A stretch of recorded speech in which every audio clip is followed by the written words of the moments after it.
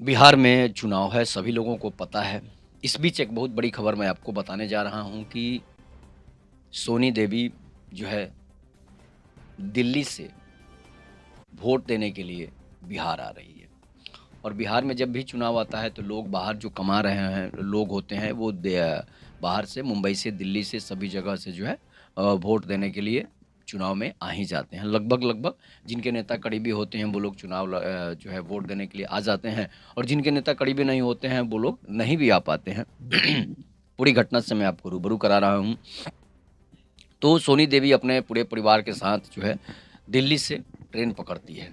दिल्ली से ट्रेन पकड़ती है कि चलो हमें बिहार में वोट देने जाना है। और वोट देने जाना है तो आपको पता ही है कि जब बिहार में वोट होता है तो काफ़ी गहमा-गहमी होती है, काफ़ी जो है दूर-दूर से लोग आते हैं वोट देने के लिए, और फिर दिल्ली जो है कमाने के लिए चले जाते हैं या मुंबई कमाने के लिए चले जाते हैं। तो सोनी देवी अपने पूरे परिवार के साथ अपने बाल बच्चों के साथ जो है वहाँ से लौट रही होती है। अब जब वहाँ से लौट रही होती है तो उसे ट्रेन पकड़ना था, शाम को रात को ट्रेन था उसे। और वो आपको पता ही है कि बिहार के लोग जो हैं वो जब दिल्ली रहते हैं तो वो गरीबी बिहार में ज़्यादा होती है, इसलिए जो है वो लोग इसीलिए तो पलायन होता है बिहार से। तो वो लोग जो हैं जनरल बोगी में ही जो है बैठते हैं। और अधिकतर बिहार के लोग जो हैं वो जनरल बोगी में ही दिल्ली, बम्बे से कहीं से चले आते हैं, जो लोग गरीब तबके के लोग हैं। बाकी अमीर लोग तो भाई एसी और हवाई जहाज़ से भी आते रहते हैं। तो और सोनी देवी का परिवार जो था वो गरीब था। उसके हस्बैंड जो थे वो दिल्ली में ही नौकरी करते थे पहले, लेकिन उनकी डेथ हो चुकी थी। इसलिए सोनी देवी अपने 2 लड़कों के साथ जो है वहाँ से 2 लड़कियों के साथ जो है वहाँ से दिल्ली से आ रही थी। इस बीच क्या होता है कि वो लोग जनरल बोगी में किसी तरह से दिल्ली से सीट लूट कर बैठ जाते हैं। जैसे जहाँ पर जिसको सीट मिलता है वो लोग वहाँ पर बैठ जाते हैं। उसके बाद क्या होता है कि उनकी 2 बड़ी बेटियाँ थीं। तो लड़के जो थे वो दोनों छोटे-छोटे थे और लड़की बड़ी थी। तो लड़की जो है बड़ी थी, और एक लड़की बड़ी थी और एक लड़की छोटी भी थी। और बड़ी लड़की जो थी वो काफ़ी सुंदर थी। तो काफ़ी सुंदर थी और जवान भी थी। 18 साल से अधिक उसका उम्र हो चुका था, इसलिए वो वोट देने के लिए भी घर आ रही थी। इस बीच अब उसका नाम था स्वीटी। स्वीटी जो है वो बीए प्रथम वर्ष की छात्रा थी। 18 से 19 साल उसका उम्र हो चुका था। अब ट्रेन की बोगी में बैठती है और पता ही है आपको कि जनरल बोगी में जो है लफुआ टाइप के लड़के ज़्यादा बैठ रहे हैं, या फिर जो है वैसे भी परिवार बैठता है, लेकिन कम पैसे वाले लोग लफंदर लोग ज़्यादा बैठ जाते हैं जनरल बोगी में, इसलिए कि जनरल बोगी में भीड़-भाड़ अधिक रहती है। उस बीच क्या होता है कि अब बिहार के ही छपरा का एक लड़का जो है, ये लोग तो जो है सीतामढ़ी की रहने वाली थी सोनी देवी, और छपरा का एक लड़का जो है जनरल बोगी में ही बैठ जाता है, और वो स्वीटी के बगल में ही उसको सीट मिल गई थी, बैठ गया था। और जनरल बोगी में आप लोग को पता ही होगा किस तरह से लोग कोंचा के जाते हैं, कोंचा के बिहारी भाषा में कहा जाता है, ठेला-ठेली करके वहाँ पर पहुँचते हैं और किसी तरह जो बोगी में जो है जगह लूट कर बैठ जाते हैं। तो अब क्या होता है कि स्वीटी के बगल में ही लड़का जो है, छपरा का जो लड़का था वो बैठ जाता है, पंकज जिसका नाम होता है। इस बीच क्या होता है कि अब ट्रेन जो है दिल्ली से 8 बजे करीब जो है बिहार के लिए खुलती है। तो अब सभी को पटना आना होता है। इस बीच क्या होता है कि जब ट्रेन धीरे-धीरे बढ़ती है, अब लोगों का बातचीत शुरू हो जाता है। आपको पता ही है कि ट्रेन में जब लोग बैठते हैं तो बहुत सारी राजनीतिक बातों से लेकर, धार्मिक बातों से लेकर, घर परिवार की बातें भी शुरू हो जाती है। तो सोनी देवी पूछती है पंकज से कि पंकज वो उसका नाम पूछती है कि भाई बाबू आप कहाँ के रहने वाले हो? पंकज बताता है कि आंटी जी हम छपरा के रहने वाले हैं। छपरा जो है काफ़ी फ़ेमस जगह है, छपरा भिखारी ठाकुर वहाँ के थे। ऐसी-ऐसी बातें वो बताता है। इस बीच क्या होता है कि अब पंकज को तो है वो स्वीटी से बोलना था, लेकिन बात हो रही थी उसकी मम्मी सोनी देवी से। तो धीरे-धीरे बातों का आदान-प्रदान होता है, बातचीत बढ़ती है कि भाई आपके क्षेत्र से कौन चुनाव लड़ रहा है, आपके क्षेत्र से कौन चुनाव लड़ रहा है। दोनों लोग आपस बताते हैं कि हम जो है दूसरे जगह के रहने वाले हैं और आप छपरा के रहने वाले हैं। तो सीतामढ़ी की वो रहने वाली थी, बताती है। अब क्या होता है कि धीरे-धीरे दोनों बोलते हैं कि चलो हम लोग दोनों लोग बिहार के ही हैं, इसलिए ज़्यादा बेटर होगा, नज़दीकियाँ ज़्यादा बढ़ जाती है। पंकज जो था वो चालाक दिमाग का था, शातिर दिमाग का था। अब वो क्या करता है कि वो कुरकुरे ये सब चीज़ें जो है खरीदने लगता है। मिक्सर खरीदता है, कुरकुरे खरीदता है, जो भी चीज़ वहाँ पर बेचने के लिए आते हैं बेचने वाले लोग, उससे वो चीज़ खरीद लेता है। खुद खाता है और सोनी देवी को भी खिलाता है। लेकिन उसे खिलाना था स्वीटी को, तो स्वीटी ज़्यादा उस पर ध्यान दे नहीं रही थी। इसलिए कि पंकज भी देखने में काफ़ी फिट-फाट था, अच्छा था। उम्र भी उसकी लगभग 1-2 साल अधिक होगी, 20 साल 21 साल का होगा। तो अब वो मम्मी को जब उसकी सोनी देवी को देता था कोई चीज़, तो सोनी देवी खा लेती थी और अपने लड़के और लड़कियों को भी दे देती थी। लेकिन पंकज चाहता था कि स्वीटी को हम अपने हाथ से दें। तो धीरे-धीरे समय बीतता है। तो 11-12 घंटे का सफ़र है रात को, सुबह ना पटना पहुँचेंगे। इस बीच क्या होता है कि पंकज अब स्वीटी को हमेशा तिरछी नज़रों से देख भी लेता है और बात जो है स्वीटी के तरफ ही इशारा करके बोलता भी है कि हमारे तरफ से ये चुनाव लड़े हैं, हम वोट में हम जा रहे हैं। और ये भी बताती थी सोनी देवी कि हम लोगों को भी नेताजी वोट के लिए फ़ोन किए हैं, इसलिए हम लोग टिकट के पैसे हमें डाल दिए गए हैं और हम लोग वहाँ से आ रहे हैं। वही बताता है कि हमारे भी टिकट के पैसे आ गए हैं और हम भी बिहार जा रहे हैं। इसलिए कि चुनाव है, चुनाव के समय नेता जो है पैसे टिकट के डाल देते हैं और हारने जीतने के बाद फिर कोई पूछने वाला नहीं रहता है, ऐसी पलायन की स्थिति है। और बिहार के लोग ये चीज़ समझ नहीं पाते हैं, अपने आते हैं, अपने जाति के नेता को वोट देकर फिर से दिल्ली कमाने चले जाते हैं। इस बीच क्या होता है कि पंकज फिर कुरकुरे वाला आता है और कुरकुरे खरीदता है और चिप्स खरीदता है और वो स्वीटी को ही बोलता है कि लो तुम खा लो। अब जो है उसकी मम्मी भी नज़रअंदाज उसकी बातों को करती है और वो स्वीटी के हाथों में कुरकुरे का पैकेट पकड़ा देता है। पहले तो नानकुर करती है स्वीटी कि नहीं हम नहीं खाएंगे। खा लिए हैं, लेकिन फिर भी ज़बरदस्ती बोलता है कि अरे बहुत दूर जाना है, कुछ कुछ मुंह में डालते रहो तो नींद भी नहीं आएगी और सफ़र भी कट जाएगा। तो मुस्कुरा कर जो है स्वीटी उसके चिप्स और कुरकुरे को ले लेती है।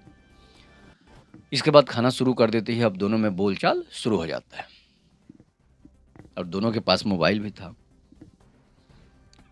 भी था और दोनों व्हाट्सएप भी चलाते थे, फेसबुक भी चलाते थे। और उसकी मम्मी को ये बात पता नहीं था कि भाई लड़कियां इतना आगे बढ़ चुकी है, सोनी देवी को। अब इस बीच क्या होता है कि दोनों आपस में बातें कर रहे होते हैं।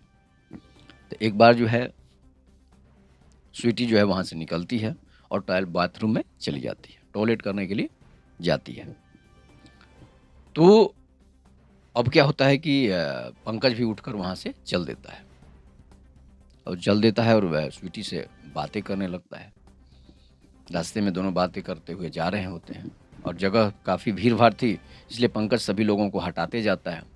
लोग एक दूसरे के सर पे भी समझ लीजिए कि बैठे हुए थे, बहुत सारे लोग खड़े भी थे। अब स्वीटी अकेले जा नहीं सकती थी, इसलिए साथ में पंकज चला जाता है और वो सोनी देवी से बता देता है कि नहीं जाएँगे तो लोग समझेंगे ना कि ये अकेले है तो छेड़छाड़ भी कर देंगे। इसलिए हम आगे-आगे जाते हैं, सब लोग समझेंगे कि भाई ये भाई-बहन भी हो सकते हैं, रिश्तेदार भी हो सकते हैं।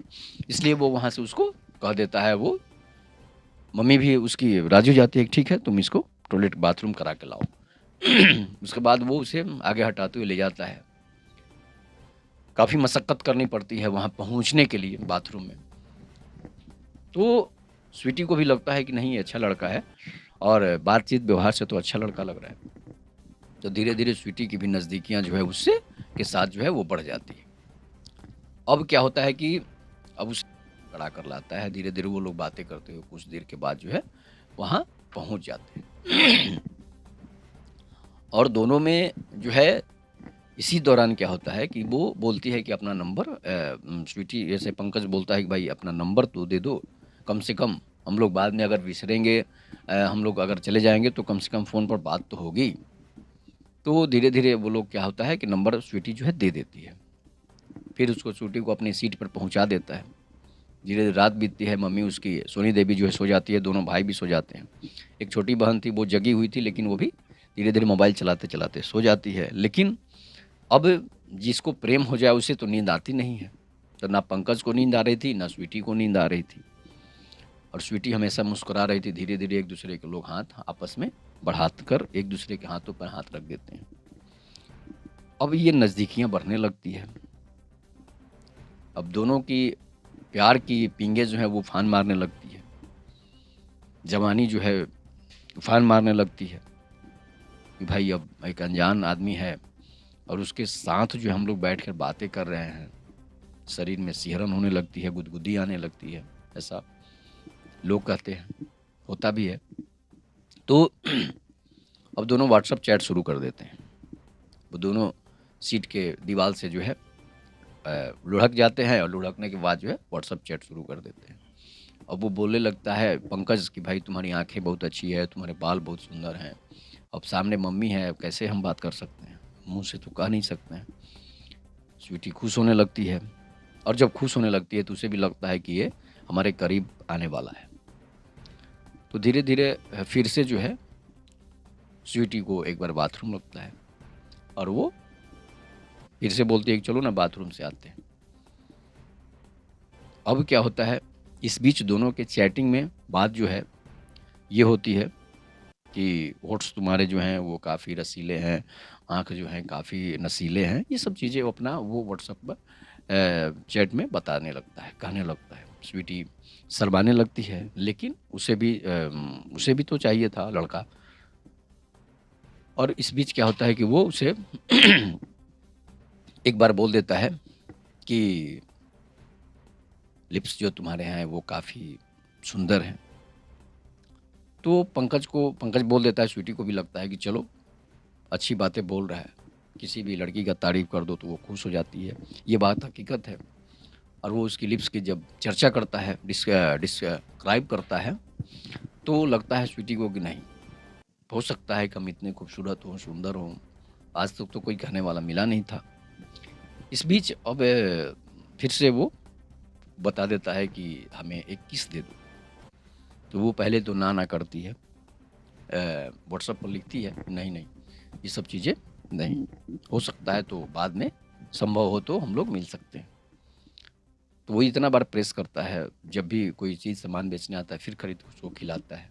अब वो सोचती है कि हम एहसान के तले दब गए हैं, ये हमें बार-बार खरीद कर खिला रहा है, कमाने आ रहा था, कमा कर, पैसे भी इसके पास अच्छे खासे होंगे। और लड़कियों को तो आपको पता है कि तुरंत लालच समा जाता है।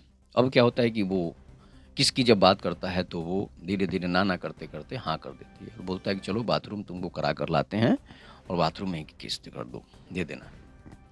तो धीरे-धीरे राज़ी हो जाती है, मना लेता है वो। मनाने के बाद दोनों फिर से बाथरूम में जाते हैं, मम्मी सो गई है, भाई भी दोनों सो गए हैं, बहन भी सो गई है। बाकी लोग जगे भी हुए हैं, कुछ लोग सो भी गए हैं। अब ये दोनों बाथरूम में एक साथ चले जाते हैं। जब एक साथ चले जाते हैं बाथरूम में तो और वो दोनों एक ही साथ अंदर प्रवेश कर जाते हैं टॉयलेट में और वहाँ पर तो वो ये लोग तो टॉयलेट करने गए नहीं थे, किस करने गए थे। अनाधुन जो है एक दूसरे को किस करना शुरू कर देते हैं, इसलिए कि दोनों को जिस चीज़ की ज़रूरत थी वो चीज़ मिल रही है। अब धीरे-धीरे पंकज तो शातिर दिमाग का था, वो उसके अलग-अलग पार्ट्स को, बॉडी को टच करने लगता है।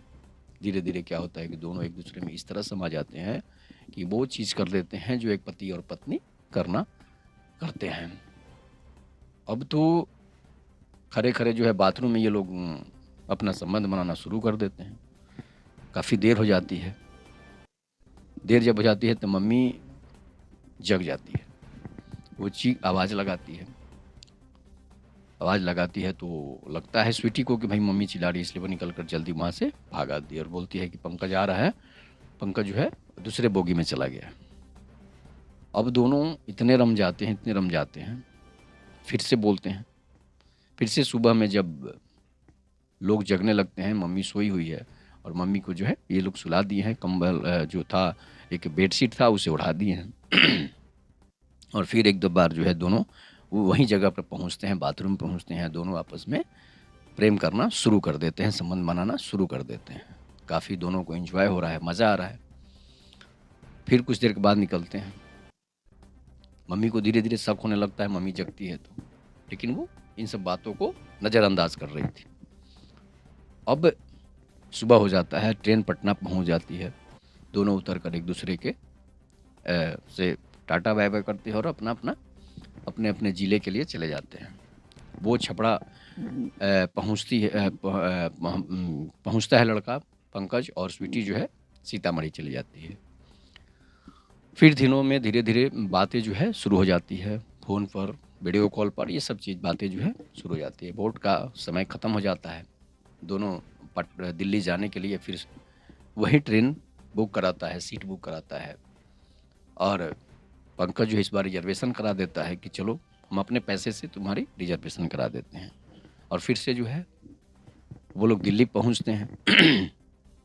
और इतना प्रेम अब इतना गहरा हो चुका था कि दोनों एक दूसरे के बिना रह नहीं पाते थे, और दिल्ली में मिलना जुलना शुरू हो जाता है।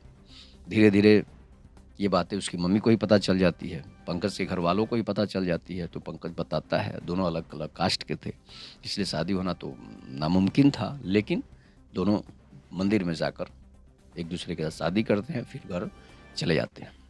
स्वीटी को लेकर पंकज जो है दिल्ली में ही किराए के जो मकान में रहता था वहाँ चला जाता है। स्वीटी की मम्मी भी जो है वो खुश हो जाती है कि चलो दिल्ली का लड़का है, छपरा का नहीं कहेंगे। अब दोनों शादीशुदा बंधन में बंध गए। ये घटना 2020 के चुनाव की है, आज की नहीं है। तो इस पर आप लोग अपनी प्रतिक्रिया जरूर दीजिएगा, या ये कहानी जो है, ये घटना जो है आपको कैसी लगी। तब तक के लिए नमस्कार, जय हिंद, जय भारत, जय श्री राम।